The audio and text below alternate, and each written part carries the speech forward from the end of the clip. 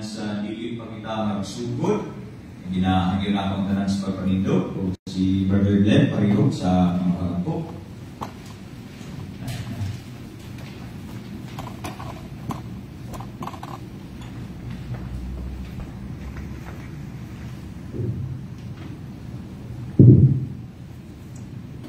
Okay, let us pray. Gracious Heavenly Father and God, salamat sa Lord God for this Sunday. Mga kasama ng God, Lord, sa mga case na ito kayo mong dili. Mga niyo po sa mga willingness na sa iba ng salamat kayo God sa bukawa na mo. Salamat sa sustaining grace, sa prayers. Lord, pray God na mga mo kami sa Sunday School, kaya sa God, tulog sa mga God. Even the Lord shoes na yan kailangan ng mga katulog araw na kayo. Matas na ito kayo kayo mo na maligid kayo. Pero kakay sa mga sa linaw ng mga absorb ginaw talaga ng mga kalungan kayo. Lord, sa pagdulong kayo God, may bibigyan ng haste and protection ka ng kaubaraw sa mga kayo fellowship sa mga kayo. Pero sila sa mga salang ng mga sila sa mga sila. Jesus, our Lord and Savior. Amen. Sige, magkakahilo na makag-isa. Now, before tamuan to sa tuwang lesson, tuwang magbasahon, Article 11, New Hampshire Confession of Faith. Din sa first page, sa sulod, at tuwang basahon, Article 11. We believe, ready go. We believe that such only are real believers as endure unto the end, that their persevering attachment to Christ is the grand mark which distinguishes them from superficial professors, that a special providence watches over their welfare, and that they are kept by the power of God through faith unto salvation. Now, isa sa pinaka, I would say, common and at the same time critical na issue when it comes to understanding kaning perseverance of the saints, kay kaning ato ang concern or kaning issue with regards sa kung kinsa magitong nag-struggle lang o kinsa gitong na-fall away. Diba? Because dagan na mga questions nga ipangutana kung sa mga timailhan, kung sa mga angay timungon, kung sa mga marks sa katong Christian youth nga nag-persevere. But then the question also that we need to answer is kani. Kung sa'y timailhan, sa usa ka Kristohanon nga nag-struggle in faith, that's why nakasala. Kumpara sa katong tao na nag-claim na siya Kristohanon, pero dili dahil maupunto nga nakasala. Diba? Because, mauna yung argument sa mga wala nagatuho sa perseverance of the saints. Kung tinuod na daw mga Kristohanon, dili na ni mo tuyuon ang pagpapasala. But then we have understood last Sunday na nga tuwa mga sala, puro na tinuyo. Ako'y dili tinuyo, pero kasagaran yun mga tinuyo. So it doesn't really matter kung sa unsang away ni mo gihimo na. But then ang question din ha, is Kristohanon maghihapon ka if imuuni mo na. So kanato ang tanawon ron, okay? We will answer the question or we will answer the issue sa kung unsa ba yun ang mga timailhan na kanina tao is struggling lang, and then kanina tao is na fall away from faith na yun. Okay? Now first, we need to acknowledge. Okay? We need to acknowledge the reality of kaning struggle in faith. There are really people who will struggle in faith. There are people who are struggling sa ilang faith. And when we say struggling, we're not talking about kuan lang, kaning trials, kaning persecution. No. We're talking about sinning yun. Kanang struggles na nakuha ang inisitutan na ron. And there are even people in the scriptures nga nag-struggle yun mismo sa ilahang unod nun ng mga kailidkod, sa ilahang mga unod nun na timuha. But then again, majority of us, if not all, will acknowledge na kaning mga tao, Kristohanon, despite sa sala ng ilahang himo. Okay? Now, kinsay nag-gunin sa microphone. Tanaw na ito ha.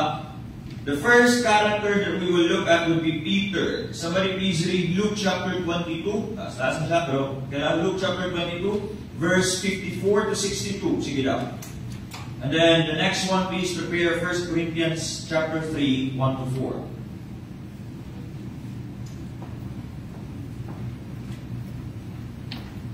Luke chapter 22, verse 54 to 62.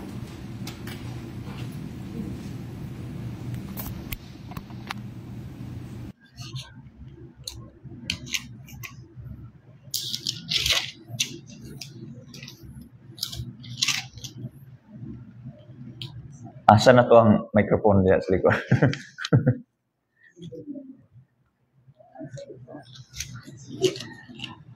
Sige, asa ta muna. Sige. Luke chapter 22, verse 54 to 62. Again, this is Peter. Okay? Luke 22, verse 54. They took him and led him and brought him into the high priest's house, and Peter followed far off, 55.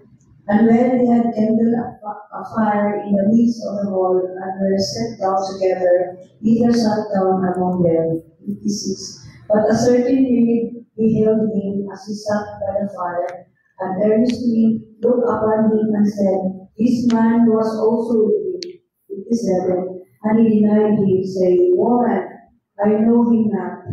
58. And after a little while, another saw him and said, Thou art also of them. And Peter said, Man, I am not.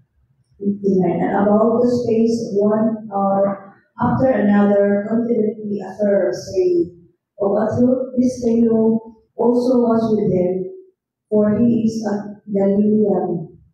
60. And Peter said, Man, I know not what thou sayest. And immediately when he spake and crowed.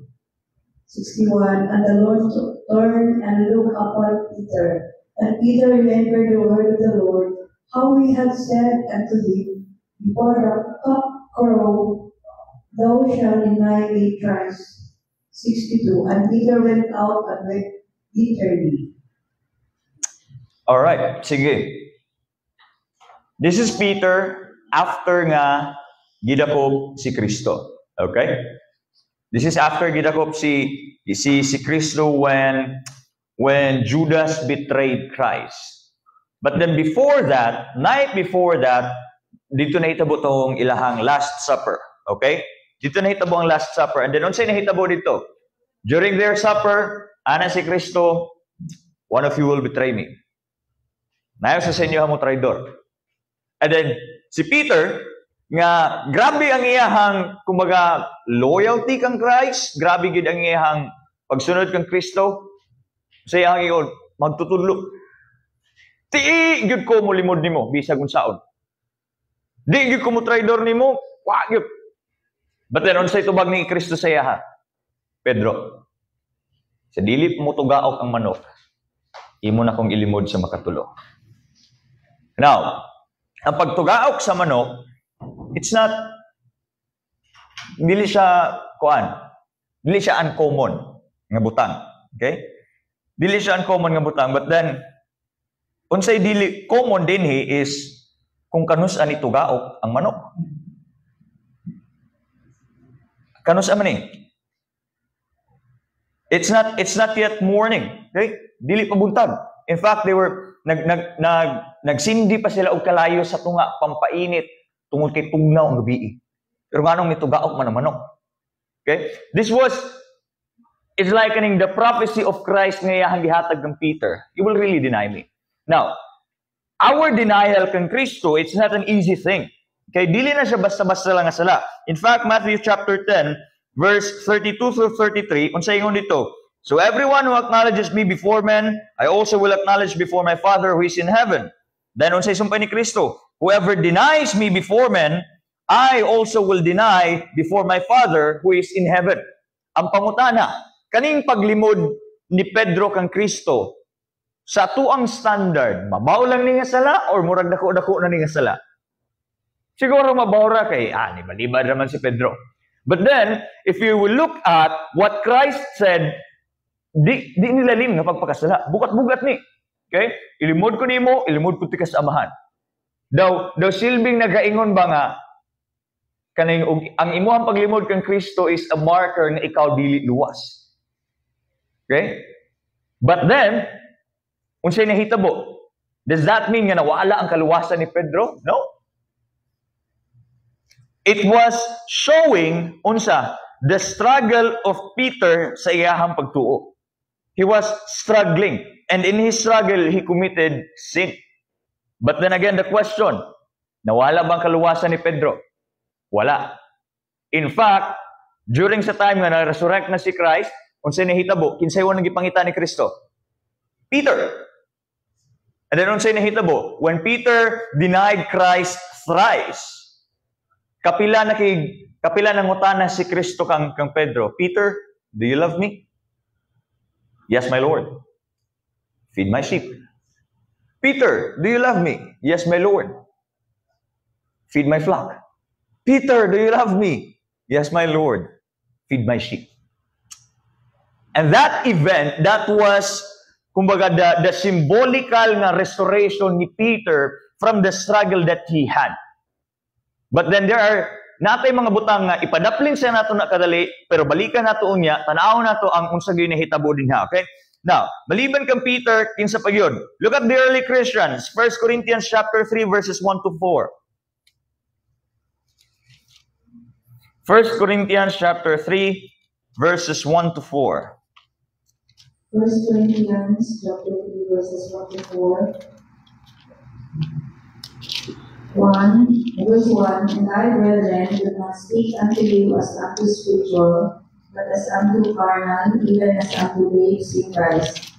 Verse 2, I have fed you with milk and not with meat, for hitherto ye were not able to bear it, neither yet now are ye able.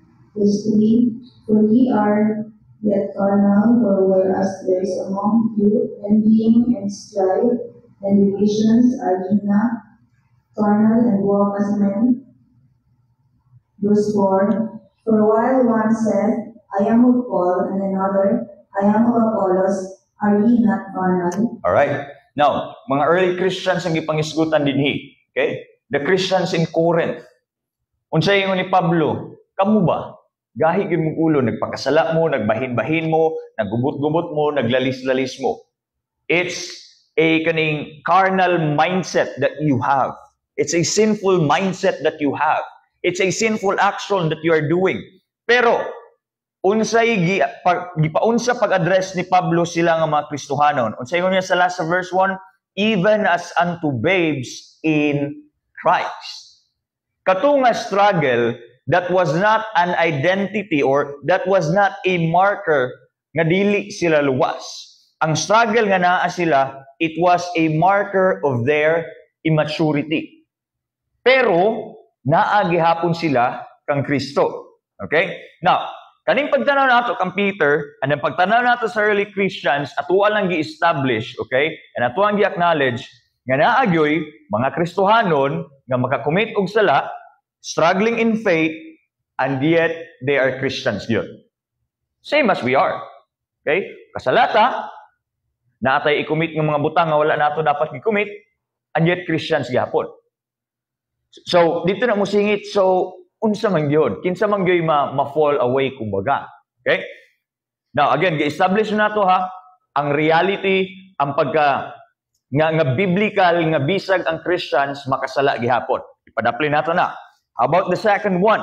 Kinsa tong mga tao nga na-fall away gyud? 2 Timothy chapter 4 verse 10. Sige daw, palihog ko. 2 Timothy chapter 4 verse 10, For Demas has forsaken me, having loved his present world, and is departed unto Thessalonica, present to Galatia, Titus unto Galatia. Okay. Now this is Paul. Hana siya kang Timothy, iyahang gisaysay unsay mga nahitabo. Isa siya mga gisaysay kani, si Demas. Si Demas, isa ni siya sa mga ministry partners ni Paul. Okay? So kumbaga, if napay hierarchy sa sulod, di lang ni basta-basta lang ang Kristohanon nga nagasimba-simba. This is one of the partners ni Apostle Paul. Niadto siya ang missionary journey, daghang mga dapit ipangadtuan, niaging persecution, apil pod siguro ni si Dimas na labayan og bato. And yet, what happened kang Dimas? Unsay nahitabo sa iya? He had forsaken him, having what? Loved the present world. That's a clue. Tanaw nato na niya, ipadaplin sa nato na, okay? Now, i-establish nato na ay mga tao that may seem to appear nga Kristohanon sila. In fact, this person was even in the ministry with Paul, and yet, na-fall away. Okay? Buti pa sabot, dili gid siya luwas. Tanaw nato na unya, ipadaplin sa nato, establish na nato. How about 1 Timothy chapter 1 verse 19 to 20? Sige daw. 1 Timothy 1 verse 19. Holding faith in a good conscience, which some have put away concerning faith, have made shipwreck, of whom is Hymenaeus and Alexander, whom I have delivered unto Satan, that they may learn not to be blasphemed. Okay. Now, after Demas, naapod si Hymenaeus, naapod si Alexander. These people are actually students and ministry partners gihapon ni Apostle Paul. But then here's the problem. They were teaching false teachings na. They were viewed as kaning mga false prophets or false teachers. And then kapila na gibadlong. Wa na minaw. Padayon gihapon, nag-cause nga naay mga Kristohanon ma-stumble, nag-cause nga naay mga Kristohanon nga nagpakasala. And kapila na giagi og church discipline, kapila na gibadlong ni Apostle Paul, wa nag-usab. So unsa iyang gihimo? He what? He delivered unto Satan. Marker nga unsa? Wala. Dili gid siya na belong diri. Wala gyud. So kana, gi-establish na to ha, unang-una, there are Christians who will really struggle and will commit sin, and yet, the Bible tells us nga sila Kristohanon gihapon. No matter unsa kabugat ang sala or kagaan ang sala. Okay? If kana siya Kristohanon, Kristohanon yun na. Take for example, King David. What was committed by King David? Although he was still considered as kaning kita, makaingon maganda, unanimously, nalangit ito sa David Road. Diba? Now, unsa may nakumit ni King David? Unsa may nakumit? Sige daw. Adultery. Unsa pa? Murder. Unsa pa gyud? Subayon na to ng 10 Commandments sa gihimo ni King David, unsa iyang gikumit? Unang-una, adultery. Tapos gilapas niya ay kapulo ang commandment, thou shall not covet. Kaya nga naman, gi-covet ba niya ang iyang neighbor's wife? Si Uriah.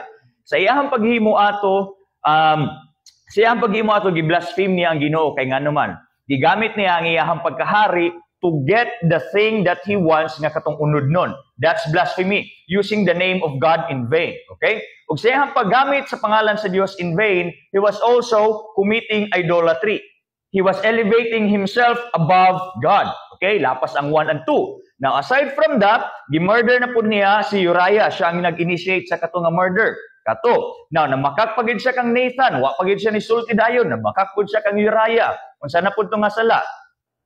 Thou shall not lie. Lapas na po niya. So ito, nalapas na ang 1 and 2. Nalapas na po ang 9 og 10. Nalapas na ang murder. Nalapas na ang lying. Kung sa pa nalapas, sa iyahang paghimo ato, iyahabang gi-honor ang iyang parents, wala, gipakaulawan, lapas niya ang commandment number 5. Now, how about sa remembering the Sabbath? Remembering the Sabbath is also interpreted as remembering the things of God. Gidumdum ba ni David ang mga butang sa Dios ato? Wala. Lapas na po niya. Now, unsa pa gyud? Unsa pa? Tanaw nimo, lapas tanan. And yet, we can unanimously conclude nga si David nalangit gito. So again, establish na to ha, no matter unsa kabugat ang sala, so long as kani nga tao giluwas ni Kristo, so long as kani nga tao iya sa Dios, maagyod, i-restore yun na eventually. Okay? But then, gi-establish po nato nga bisag unsa pa na kabalaan nga tao sa pananaw nato. Pag dili gani na iya sa Dios, dili gyud. Di ba medyo, murag, pastor, dili ba murag baliktad. Kani bugat na kayong sala, pero luwas gihapon. Nya kani, murag balaan man kayo, pero dili na nung luwas. Tanawon na to ang ilahang reactions. Now, dinito sa number 3, sa inyo ang handouts, okay? Unsaon na to pag-differentiate sa kung kinsa man gyud luwas ug dili luwas sa panahon nga kani nga mga tawo makasala. First, what's their attitude towards God? Psalm 42 verse 5. Sige daw.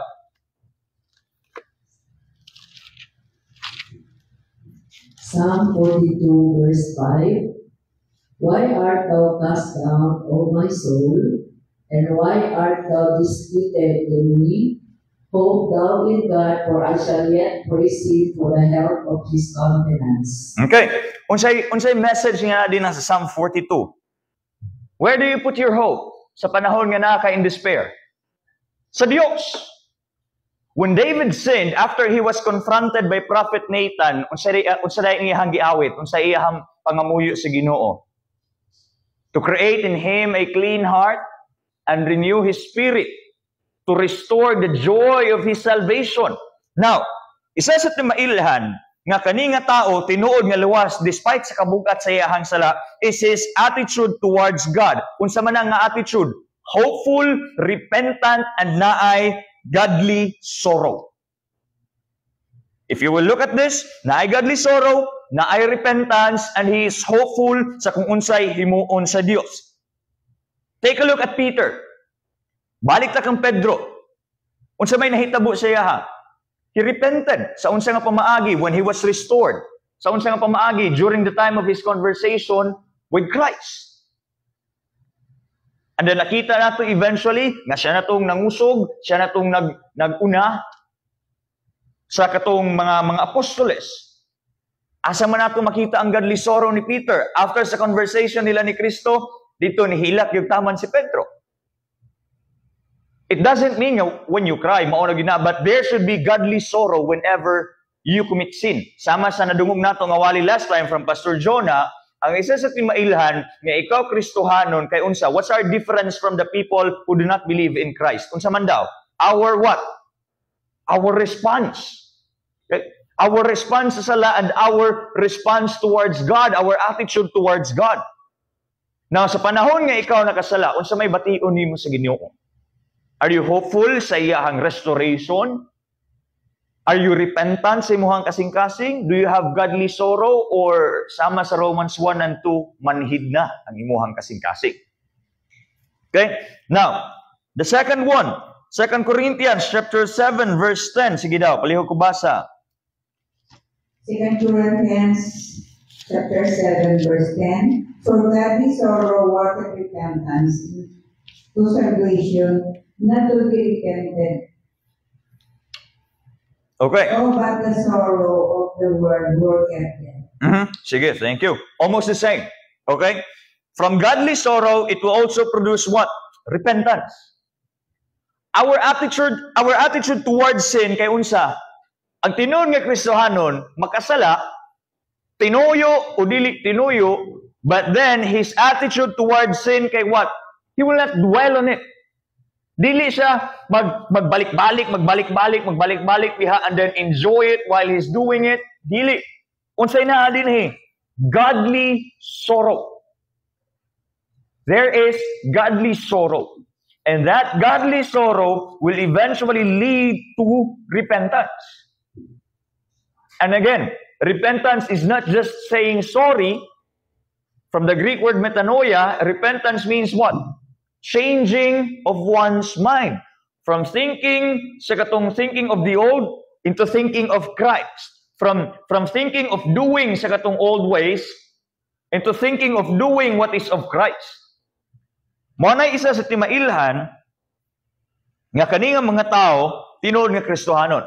Because despite their sin, there will be repentance. Now, take for example kang Demas.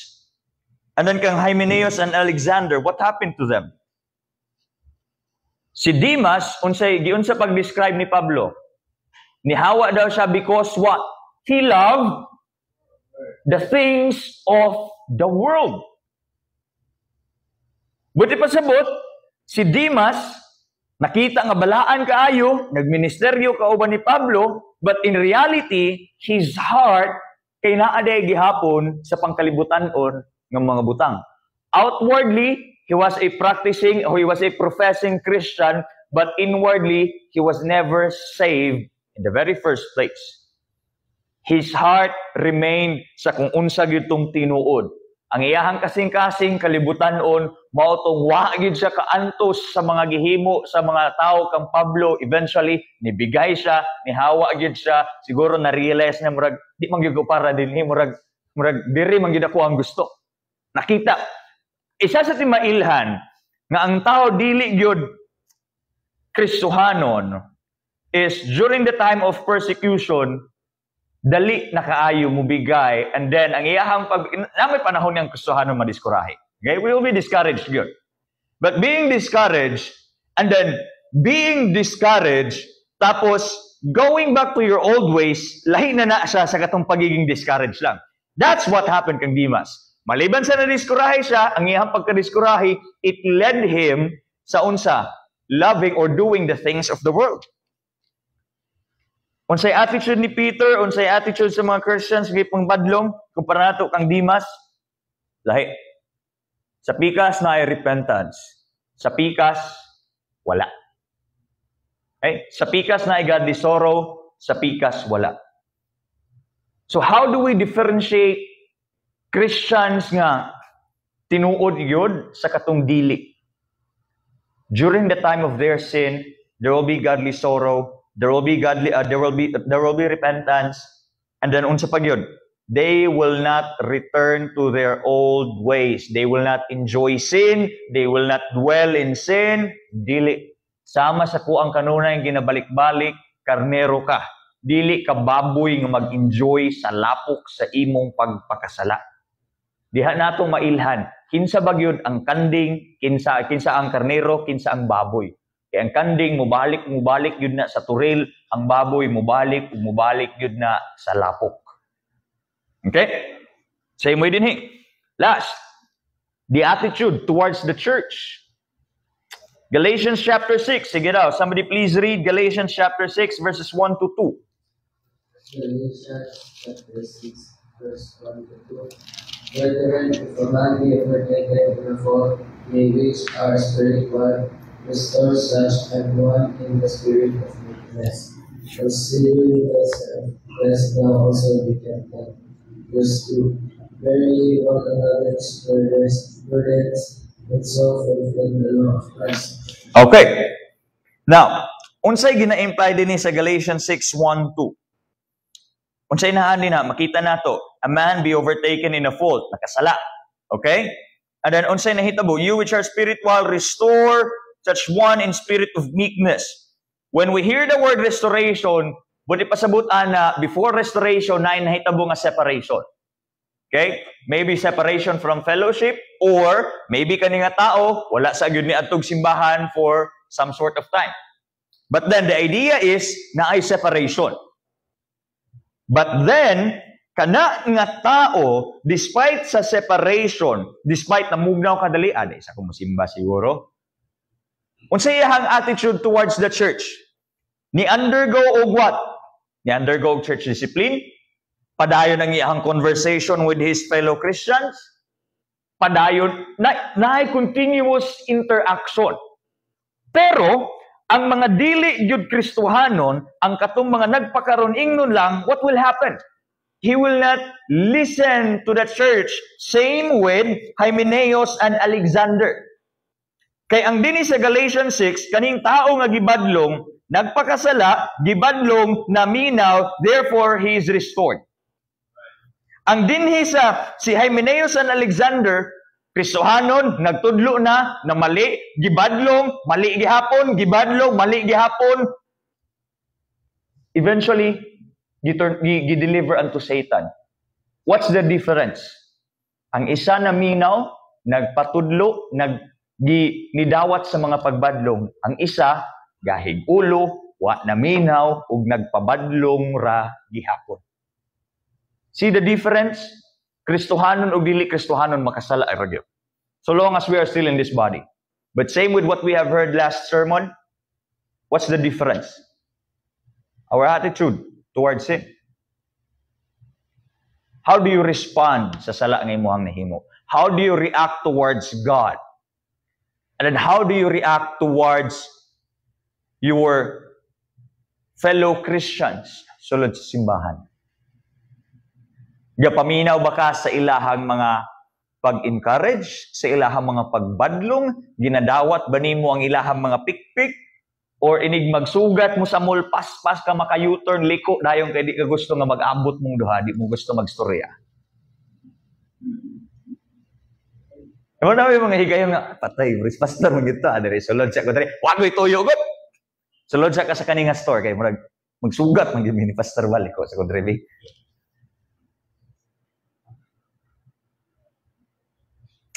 So, again, mubalik ta sa isyu nga to ang gina-address. How do we identify those who are struggling in faith and those who are really falling away? Unang-una, just to be clear, kaning falling away din okay? Dili nito mga tao nga Kristohano niya, nawala ilahang pagka-Kristohano. Just to be clear, dili, okay? Outwardly, they may appear Christians, but same with Demas, in the very first place, deep inside their hearts, dili yun. Worldly ang ilahang kasing-kasing, there was no change, there was no regeneration in the first place. Outwardly, they profess it, but they're really not. Eventually, nigimaw ra gyud kung sa tong naas kinasuluran. Okay? Now, how do we know gani? Their attitude towards God, their attitude towards sin, and then unsay last? Attitude towards the church. Now, before tamo ato sa question and answer, let's try to evaluate sa tuang sarili. Let's try to reflect. Pag ako makasala, unsa may reaction ako sa Ginoo? Like, mangayo ba kong pasaylo sa iyaha? Am I hopeful sa iyahang restoration? Am I waiting sa iyahang discipline? Or same with maybe Adam and Eve, magtago-tago na lang pud ko. Whenever I commit sin, unsa may reaction ako sa kaninga event? Kaning guilty ba ko? Naabay godly sorrow? Naabay repentance? Or murag lingaw man? Murag okay raman? O siguro, pastor, dili lingaw pero murag wala mo ko'y gibati. Murag, okay lang yung okay lang dili. Murag manhid na ka. And then what's your attitude towards the church? Ginablock na ba nimo ang simbahan? Nag-leave na ka sa GC? Di na kagapil sa Bible study, di na ka makita sa Sunday service, it's fine. It's fine. Naagahigayon nga, sige, medyo mulaylo sa ako. But then, are you completely blocking the church or nipahuway lang ka, tas gadawat gyapon? That's the difference. Okay?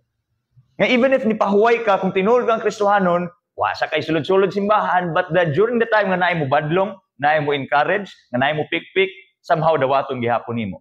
Pero katong dili gyud mga tinuod nga Kristohanon, muhawa na kay simbahan, mang-blackpass mga taga-simbahan, mangdaot na pud sa katong mga taga-simbahan. It's chaotic.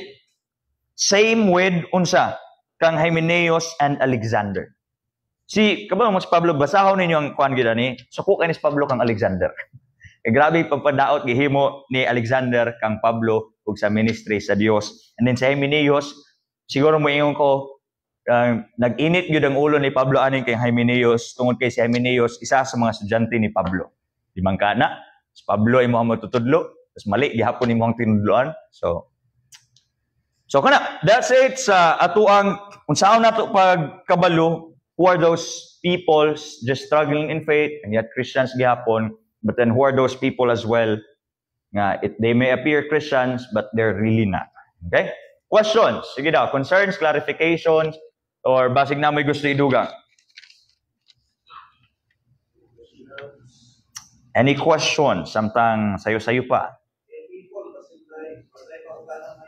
Sige daw, mga people, murag na may question.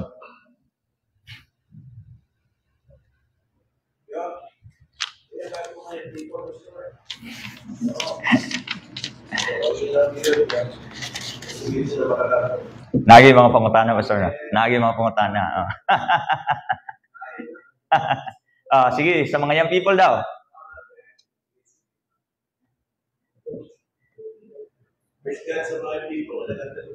Sa mga young people, ano yung pastor? Or appeal po itong feeling young people? Later na itong feeling. Sige. Mga young people sa daw. Sige, sige.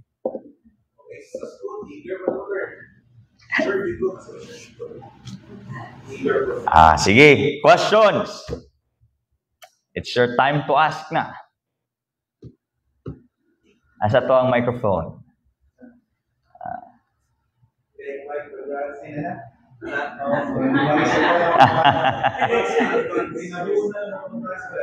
Gina-formulate na lang ang question. Sunod na siguro ako. Nag-iisip ko sila. Pwede mo tunawan lang mga feeling. Pwede. Sige. Sige. Anybody? Basing na yung pangutana.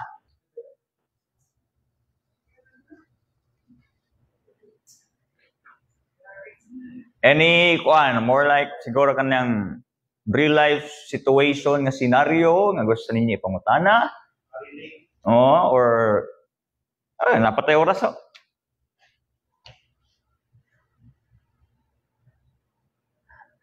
Last Sunday nga wala na tayo oras, daghan kayo magpangutana. Puros sa mga yung people feeling. Ang isa kita lang. Sige daw. Wala. Pastor, basing na kay additional or...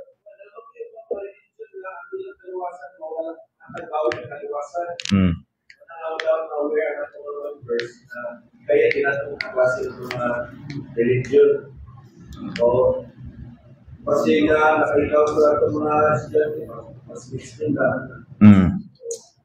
So kana naging mga religion gyud pod no sama sa ingon ni Pastor Joe na ilahang kaluwasan is langanin. Wala-wala. Okay? Naakakaron, mawala na pod, naa na pod, mawala na pod, langanin. Now, that's really not what the Bible is saying. Sama sa tuwang ingon, those who are saved are really saved yun. They will persevere. They were saved by Christ. They are being saved, sanctification, and they will be saved, glorification. And isa siguro sa mga, sa pa ba? Mga timailhan, or kani, if you will ask, Pastor, how about yung mga nagbalhin og simbahan? Okay? That's a different situation. I think na-address natin, balik ko na, we will reiterate, lahi ang situation sa una, lahi ang situation karon. Ang Christian church sa una, isa lang yun. Every city na ay isa. Motong Christians in Corinth, Christians in Ephesus, Christians in Galatia, isa lang yun. Lahi na to ang situation karon. Natay daghang mga simbahan kada syudad. Davao City, ambot pila ka buok mga simbahan din. So, ang issue sa pagbalhin-balhin, daghan nga mga rason, okay? Anong mabalhin ng Kristohanon? It could be nga ang pastor wala na gid nagwali og kamatuoran. Then na-realize niya murag di naman gyud ni mao. So he needs to find a church nga nagatudlo gyud sa kamatuoran. But then there are also people nga tungod kay ang pastor nagawali og kamatuoran niya naigo siya murag di ko kaayon dinhi mobalhin ako. Sa kana ang mga tao, I would say that's a marker of someone nga murag di man gyud tinuod nga Kristohanon. Okay? Or kani practically speaking, nagid po yung mga tao nga mobalhin og simbahan for practical reasons. Take for example tungod kay kani nga simbahan daghan-daghan og miyembro and as a negosyante murag mas daghan kog clients or customers dinhi nga makuha. Medyo worldly ra pud nga rason, no? Worldly ra pud nga rason. So murag another timailhan nga murag honestly, naagyod, no? Or another practical nga reason, napoy uban nga mobalhin og simbahan tungod kay oy murag gamay maning simbahan sa Bethel, oy murag baling og dako-dako nga simbahan kay sige na ko kuan wa man koy makita nga kapares dinhi. Baling ko og dako-dako nga simbahan kay basig didto ko makita kapares. Napoy nga na uban. Okay? Either way, I believe we can still identify sa kung kinsa gitong gabalhin-balhin unsa man ilahang rason. And that reason would give us a hint kung kani nga tao Kristohanon o dili Kristohanon nga tinuod. If nasakitan sa kamatuoran, that's a hint nga ginahatag sa tuwa. For practical purposes, let's say layo-layo na gyud or nabalin sa work, I believe that's something that we can consider good. So yeah, that's it. I believe wala na may mga pangutanan siguro. Dinihita magtapos. Ginahangyo na ako ang tanan sa pagpanindog as we close this in prayer. Akong ginahangyo si Brother June sa pagsirado, mga pagampo.